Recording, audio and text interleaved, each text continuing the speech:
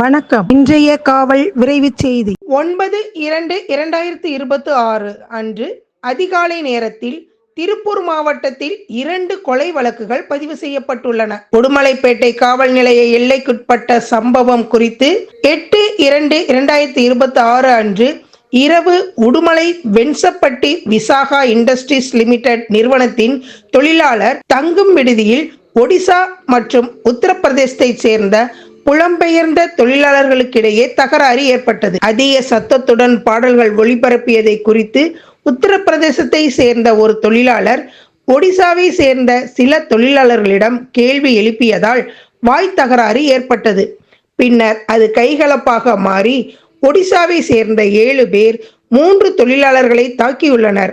காயமடைந்த மூவரும் உடனடியாக உடுமலைப்பேட்டை அரசு மருத்துவமனைக்கு கொண்டு செல்லப்பட்டனர். அங்கு உத்தரப்பிரதேச மாநிலம் ராய்பரேலி மாவட்டத்தை சேர்ந்த சல்மான் என்பவரை பரிசோதித்த மருத்துவர் இறந்துவிட்டதாக தெரிவித்தார்.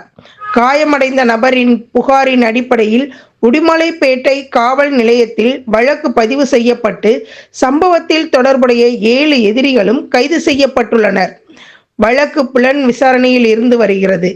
குன்னத்தூர் காவல் நிலைய எல்லைக்குட்பட்ட சம்பவம் குறித்து 8/2/2026 அன்று இரவு ஸ்ரீரத்னம் ஸ்பின்னிங் மில்ஸ் நிறுவனத்தில் வேலை செய்து கொண்ட ஒரே அறையில் தங்கியிருந்த ஒடிசா மாநிலத்தை சேர்ந்த 3 தொழிலாளர்களுக்கிடையே தகராறு ஏற்பட்டதாகவும் அவர்களின் தங்கும் அறையில் ஏற்பட்ட தகராறு கைகலப்பாக மாறி அதில் எதிரிகள் ஒடிசா மாநிலம் பாலாங்கீர் மாவட்டத்தை சேர்ந்த அமித் நாக் என்பவரை கொலை செய்துள்ளனர்.